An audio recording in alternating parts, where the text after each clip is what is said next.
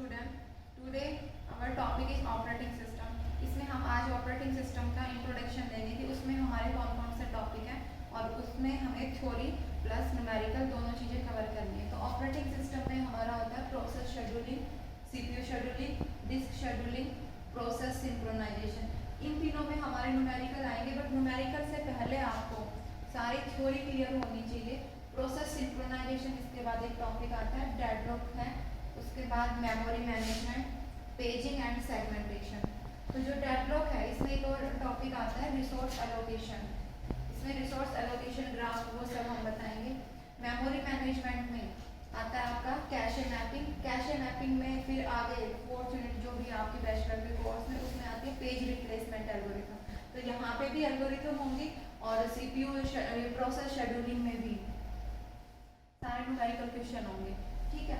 और ये पेजिंग और सेगमेंटेशन, ये दो टॉपिक है, ये हम सारे कवर करेंगे अपने ऑपरेटिंग सिस्टम में। तो जो प्रोसेस सिंक्रोनाइजेशन है ये थोड़ा सा टफ होगा बाकी के कंपेयर में, और हमारी शुरुआत होगी कहाँ से, प्रोसेस शेड्यूलिंग से, ठीक है। तो ये वाला सारा पार्ट जो है हमारा क्या होगा, थ्योरी प्लस न्यूमेरिकल। ये दोनों टॉपिक हम दोनों तरीके से हम पूरे ऑपरेटिंग सिस्टम को कवर करेंगे। और आज हम अपना टॉपिक शुरू करते हैं कहाँ से, प्रोसेस शेड्यूलिंग में। सबसे पहले आपको पता होना चाहिए कि प्रोसेस क्या है। प्रोसेस के बाद फिर हम इसकी शेड्यूलिंग सारी एल्गोरिथम एक्सप्लेन करेंगे, ठीक है। तो प्रोसेस क्या होता है, प्रोसेस मीन्स होता है प्रोग्राम इन एग्जीक्यूशन। जो भी हम, जैसे कि हमारे कंप्यूटर सिस्टम में बहुत सारे प्रोग्राम है। प्रोग्राम क्या होता है, सेट ऑफ इंस्ट्रक्शन। तो जैसे सपोज करो कि यहाँ पे बहुत सारे प्रोग्राम है हमारे बैकएंड पे, ठीक है। ये हमारे प्रोग्राम है, ये सारे सेकेंडरी मेमोरी में है। जब इनमें से लोड होके मेन मेमोरी में आ जाता है, ये क्या है आपका प्रोग्राम, और यहाँ पर बन जाएगी प्रोसेस। प्रोसेस मतलब अंडर एग्जीक्यूशन।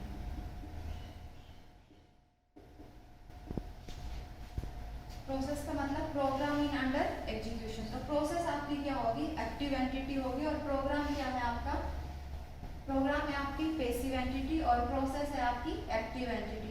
एक्टिव एंटिटी का मतलब जब प्रोसेस आप पे आप वर्क कर रहे हो, काम कर रहे हो, तो वो कहाँ होता है, प्रोसेस आपकी मेन मेमोरी में होगी, ठीक है। और प्रोग्राम कहाँ है आपका, सेकेंडरी मेमोरी में होगा।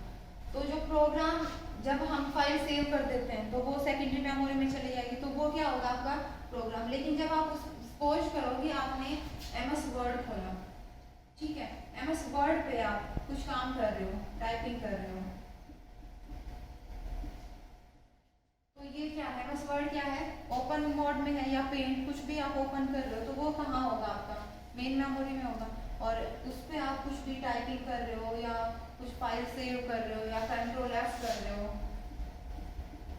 फाइंड कर रहे हो, तो ये सारी चीजें जो भी इसमें हो रही हैं ये एक्टिव मोड में है। और एक्टिव है तो मतलब ये क्या है, आपकी प्रोसेस है। और प्रोसेस हमेशा कहाँ रहती है, आपकी मेन मेमोरी में रहेगी। इतनी बात क्लियर हुई। प्रोग्राम और प्रोसेस में दोनों में डिफरेंस पता चला कि प्रोग्राम क्या है आपका पैसिव एंटिटी है, और प्रोसेस क्या है आपकी एक्टिव एंटिटी है। ये कहाँ रहेगा, ये सेकेंडरी स्टोरेज में रहेगा, और प्रोसेस आपकी कहाँ रहती है, मेन मेमोरी में रहेगी, ठीक है। तो दोनों में डिफरेंस क्लियर हुआ। अब इसमें आता है कि जब भी आप प्रोसेस के बारे में पढ़ोगे, या जब ऐसा भी हो सकता है कि मोर देन वन प्रोसेस हो आपकी मेन मेमोरी, तो हर एक प्रोसेस का प्रोसेस कंट्रोल ब्लॉक होगा, जो PCB होगा। PCB क्या होगा, PCB में आएगा आपका process control block. Process control block is also called as task control block, ठीक है। प्रोसेस कंट्रोल ब्लॉक का ही दूसरा नाम क्या है, टास्क कंट्रोल ब्लॉक। हर एक प्रोसेस के पास उसका अपना खुद का एक PCB होगा, ये PCB आएगा यहाँ पर, ठीक है। तो प्रोसेस कंट्रोल ब्लॉक क्या है, रिपोजिटरी है। रिपोजिटरी का मतलब इसमें क्या होगा, इसमें सारी प्रोसेस से रिलेटेड इंफॉर्मेशन होगी, जो भी है, जैसे कि प्रोसेस रजिस्टर, प्रोसेस की स्टेट, ठीक है, इस तरीके की जो भी इंफॉर्मेशन होगी प्रोसेस की, वो कहाँ स्टोर करेंगे हम, PCB में, ठीक है। उसके बाद आता है जब प्रोसेस हो गया यहाँ पे क्लियर, प्रोसेस में फिर उसके बाद आता है थ्रेड। थ्रेड क्या होता है आपका, एक लाइट वेट प्रोसेस होती है, ठीक है। सपोज करो यहाँ पर ये आप एमएस वर्ड जो था आपका, वो आपकी क्या थी, एक प्रोसेस थी, ठीक है।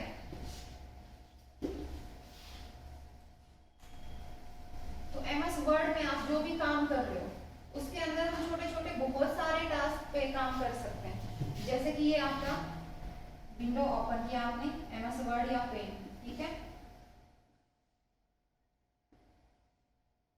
तो यहाँ पे आप टाइप कर रहे हो, ठीक है, टाइप नेम या फिर Ctrl+F, कुछ भी कमांड दे लो। ये पूरा क्या है आपका प्रोसेस है, ठीक है। प्रोसेस के अंदर वो छोटे छोटे टास्क, देखो जब भी हम ऑपरेटिंग सिस्टम पढ़ते हैं ना, ऑपरेटिंग सिस्टम में हम जो भी काम कर रहे हैं उसको हम क्या बोलेंगे, टास्क, या फिर हम क्या बोलेंगे, जॉब, ठीक है। तो बहुत सारी जॉब परफॉर्म होंगी यहाँ पर, जो भी स्मॉल स्मॉल टास्क हम प्रोसेस के अंदर जो प्रोसेस कर रहे हैं, कुछ भी काम या जो भी जॉब कर रहे हैं उसको हम क्या बोलेंगे, थ्रेड बोलेंगे, ठीक है। इसका डायग्राम आप ऐसे भी बना सकते हो कि ये पूरा क्या हो गया, ये प्रोसेस है और इसमें ये थ्रेड है, ठीक है। तो टाइप करना या Ctrl+F से कुछ भी फाइंड आउट करना, इस तरीके के जो छोटे छोटे काम हम कर रहे हैं इसके अंदर, या पेंट में आप कुछ पेंटिंग कर रहे हो, कलर कर रहे हो, तो वो सब चीजें क्या है, आपकी थ्रेड है, ठीक है। तो प्रोसेस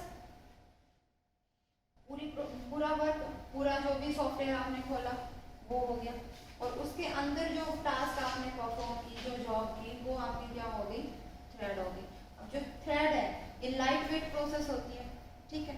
इसका मतलब क्या है कि प्रोसेस जब भी रन होती है तो प्रोसेस को कुछ जब एग्जीक्यूशन होगा तो उसे कुछ रिसोर्स की रिक्वायरमेंट होगी। वो रिसोर्स क्या हो सकते हैं, जब भी आपकी प्रोसेस रन होगी तो वो कुछ ना कुछ चीज़ें यूज करेगी। तो कंप्यूटर सिस्टम के पर्सपेक्टिव से अगर हम बोलें तो जब भी प्रोसेस रन होगी तो उसको क्या चाहिए, उसको सीपीयू टाइम चाहिए, ठीक है।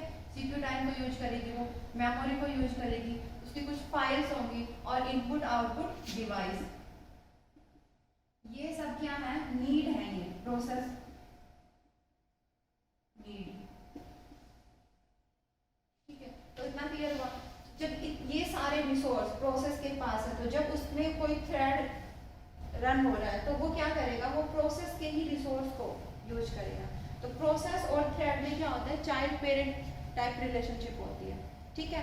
तो इसमें क्या है कि जब भी थ्रेड को कोई भी जरूरत होगी किसी भी रिसोर्स की, तो वो किससे रिक्वेस्ट करेगा, अपने पेरेंट से। पेरेंट में क्या होगा, वो प्रोसेस, तो इसमें फिर इसके बाद नीड होगी, इसके थ्रेड के बारे में बता दिया। अब प्रोसेस में जो ये प्रोसेस कंट्रोल ब्लॉक है, इसके अंदर हर एक जो भी इंफॉर्मेशन होगी कि वो प्रोसेस किस स्टेट में है, उसकी लाइफ साइकिल, उसका resource, file, CPU, program counter, registers, ये सारी इंफॉर्मेशन कहाँ होगी, पीसीबी में होगी। और हर एक प्रोसेस का पीसीबी अपना सेपरेट होगा। और जब भी हम एक प्रोसेस को स्विच करेंगे, देखो प्रोसेस टू प्रोसेस वर्क होता रहेगा, मेन मेमोरी में बहुत सारी प्रोसेस रहेंगी। तो जब एक प्रोसेस को उसका सारा जो भी कॉन्टेक्स्ट होगा उसको हम सेव करेंगे और दूसरी प्रोसेस के कॉन्टेक्स्ट को हम लोड करेंगे मेन मेमोरी में, तो क्या होगा, एक का डेटा लोड हो रहा है, ठीक है। तो ये जो भी सारा काम होगा ये क्या होगा, कॉन्टेक्स्ट स्विचिंग के थ्रू होगा। और कॉन्टेक्स्ट स्विचिंग कौन करता है, context switching is done by dispatcher. तो डिस्पैचर क्या होगा, एक ऐसा मॉड्यूल है जो क्या करेगा, कॉन्टेक्स्ट स्विचिंग को करेगा। तो और कॉन्टेक्स्ट क्या है, इसमें कॉन्टेक्स्ट की सारी इंफॉर्मेशन किसमें स्टोर होगी, जो भी इंफॉर्मेशन है वो पीसीबी में। तो ये हमारा जस्ट था इंट्रोडक्शन पार्ट। अगर आपको ये अच्छा लगा तो लाइक करें, सब्सक्राइब करें हमारे channel. Thank you so much.